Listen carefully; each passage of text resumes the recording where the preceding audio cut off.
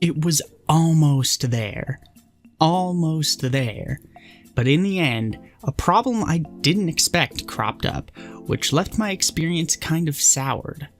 Looks like I'll be skipping the newest Battlefront game for a second time.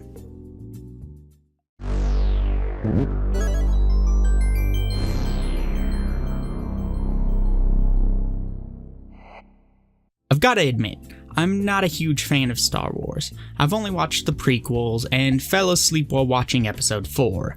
And I thought Episode 7 was okay, I guess, though despite never watching the original trilogy, just the natural exposure you get today related to Star Wars left me with an enormous been there, done that feeling. Honestly, the only reason I even care the least bit about Star Wars is because of the original Battlefront series. Those games were something special, something really unique. I could waste my time and yours talking about how these new Battlefront titles strip a lot of what was unique and interesting about the series out. I could waste time talking about how the first game was practically just a beta test, a test drive to see how people would respond to Battlefield with a few tweaks and a coat of Star Wars paint. I could talk about how there was basically no content, or how one could argue that the maps being so accurate to the sets used in the movies actually might be detrimental to the playability of said maps. But just like with Episode 7, that would be doing nothing but retreading ground that everyone else has already covered. No, what I want to talk about today is instead related directly to the design shown in the beta stages and modes. It needs improvement. That's not to say it's awful necessarily, but it doesn't function particularly well in motion. For me, that's not a surprise. DICE has always had a bit of a problem with making really unbalanced modes, maps, or both. It has kept me from truly enjoying most of their games as more than a pretty novelty. So let's start with a small thing, but one that feels like a symptom of the bigger issues. When I'm playing objective modes, like those presented in the beta, why are all of the MVP awards after the match for things related to kills and damage? I understand that for the team on defense, that's their core goal. Kill the people that are trying to win the objective. But that's not true for the other side, so why does the game not showcase people who played the objective well? Honestly, I think the main problem is that the objectives simply aren't balanced, for a number of reasons. It doesn't really matter what mode we're talking about, they need to be rebalanced. Okay, so first up would be Starfighter Assault, which I'd argue is probably the least problematic. I've seen this mode go both ways, but generally those on the offensive win. Hitting the objectives really isn't that difficult, and you have plenty of soldiers and ships to spare to finish the job. This has nothing to do with the objective being too easy to deal with, mind you. It's actually more about the map itself and the task given to the defending team. The map is too big. That sounds strange, obviously, because even I will 100% agree that if it was any smaller, it'd be too small. But the size of the map still creates problems. It's really difficult to catch up to enemies a lot of the time when on defense. There's usually a lot of space between you and them when you spawn. Ships feel far too fast for Galactic Assault, which we'll touch on a bit later. But as far as getting back into the action in Starfighter Assault, they feel too slow. But once you do get into a dogfight with somebody, they feel too fast again. Closing the distance in huge maps like the one in Starfighter Assault can be excruciatingly painful and mindless. Icons showing enemy ships also don't seem to show up sometimes past a certain distance. I don't know if it's a glitch or what, but it means you might completely miss people you could have engaged. But the bigger problem with the mode comes down to the difficulty of the objective. Bombing a few giant ships that move slowly, bombing a few still objects in the tunnel, and then bombing some couplings that don't move before bombing another stationary objective. Well, that's a lot easier to accomplish than destroying dozens and dozens of fighter ships in dogfights. Again, ships move really fast up close, meaning it can be difficult to get missile lock, let alone hit your enemy with said missiles or your blasters. Not to mention, for a beta of a huge release with the Star Wars name slapped on it, there seems to be a lot of AI flying around in these ships, almost as if the offensive team is forced to have really dumb extra AI people on their team just so that the defense has something to kill to whittle down their respawns.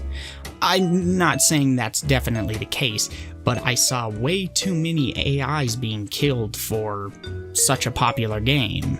Lobbies should be full all the time, you would think. Anyway, this is a running theme throughout the beta. The included modes and maps are just way unbalanced. I almost never see anyone win Galactic Assault when on the offensive side. Sometimes they don't even get all the way through the street defense segment. But even if they do, I've only been in one match where they've captured the final objective. I've even been in a match where the assaulting team decimated us up to that point. They were unstoppable and had nearly 100 backup spawns when they got to the final objective, the average being about 40. After several minutes of overtime, because they were just that good compared to us, they still lost. Heck, I've never seen someone win a match of Strike when on the offensive. It's not like the maps are absolutely terrible or anything. Even within a single map, there's a lot of variety that suits each class well, and they also support the objectives okay. At the final area in Galactic Assault, there are effectively 4 places for the offensive team to come from. This in theory should counteract the short time it takes for defenders to spawn and get back to the objective.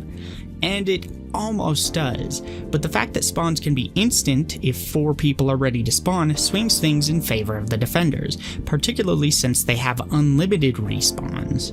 So they can effectively just throw themselves at the offensive team, spamming explosives and other abilities, before being killed. 10 seconds later, they're back at the objective with fully recharged abilities they can spam again. This is actually a more optimal tactic than just staying and fighting, because even the slowest spawns are faster than your cooldowns for your abilities. That's really broken when you think about it. It's made even worse because your teams consist of 20 people, and you only need 4 to instantly respawn, so you basically always have enough people alive to defend, and enough dead to respawn instantly. And actually, that's the biggest issue with the maps, is that neither the spawns nor the spawn system really feels suited to work with their design. In Strike, the defending team initially spawns inside the temple area, with the team on offense spawning not far outside. Once the artifact is grabbed, the defenders spawn all the way outside toward the extraction point, with the offense spawning inside the temple. This makes sense in theory because it creates a tug of war between the two. It's easier to regain the artifact if the carrier dies closer to the temple, and it's easier for the defense to stop them from regaining the artifact as it gets closer to the extraction point. But something about this doesn't quite work as intended, because the artifact never seems to make it to extraction. Once again, I believe the problem is that the defending team has unlimited respawns. Because of this, they gain a much larger advantage than they should, as the artifact gets closer to the extraction. As with Galactic Assault, they can begin just throwing themselves and their abilities at the offensive team. Then they die and potentially respawn in as little as 5 seconds. Granted, teams in Strike are only 8 people, so instant respawns are much rarer here than in Galactic Assault, but it's still a problem when the other team has the same respawn system and yet they might have to run over 100 meters to get back into the action. And both sides have similar flanking options in this map too, whereas at least in Galactic Assault, flanking the offense on the final objective is all but impossible, which gives the offense just a little bit more breathing room. As a side note related to Galactic Assault, I feel like the trailers for Battlefront 2 have been a bit misleading. Not necessarily intentionally, but from what I've played, you're not getting the experience shown in these trailers. They make it seem like ships are an integral part of the mode, but I almost never see anyone using them. The map in the beta, at least, is far too complex to shoot soldiers from a ship. Strafe runs are all but impossible to do well. I don't even see soldiers spawned on the ground a lot of the time, almost as if the draw distance isn't far enough. Your ship moves far too fast even at the smallest speed, because the airspace in the map is too small, and buildings almost always block any effective line of sight anyway. I think defenders can shoot the MTT from ships to damage it, but that's really difficult to do, and if no defenders spawn in ships because they don't see the point, the team on offense literally has nothing to do if they choose to spawn in a ship. Well, it doesn't make sense within Star Wars as an IP if If the ships had Harrier capabilities so that they could hover in place, I think they'd be much more effective for both teams. Other than fixing spawns, I think the best way to deal with these balance issues would be to rework the skills so that they're asymmetric. I don't understand why they're effectively identical between teams when the modes in the beta are all about asymmetric play.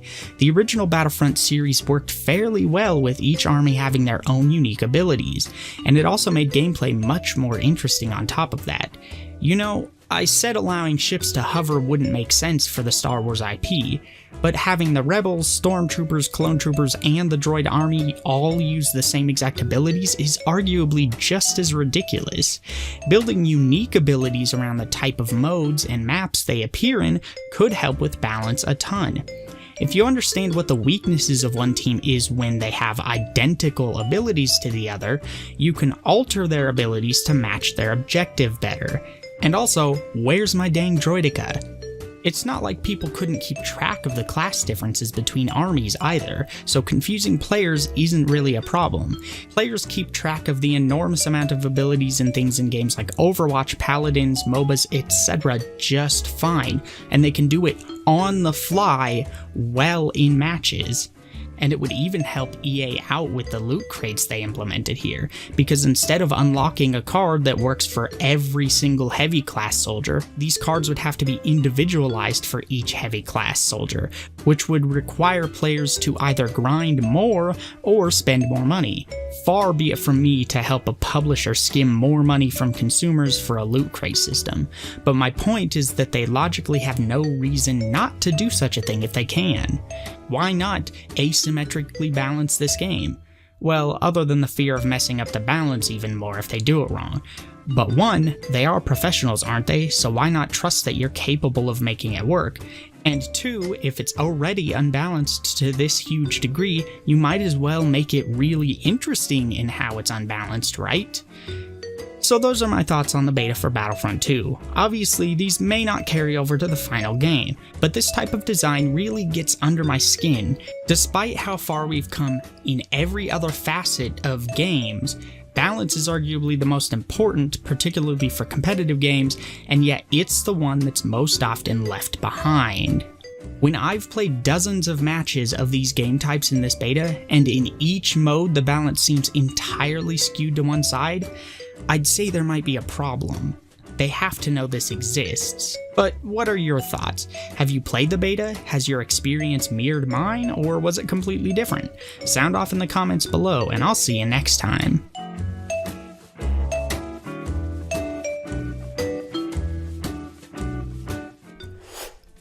Hey, thanks for watching this video. If you're interested in another one, here's the last one that I uploaded. You can also follow me on Twitter or subscribe by hitting the subscribe button.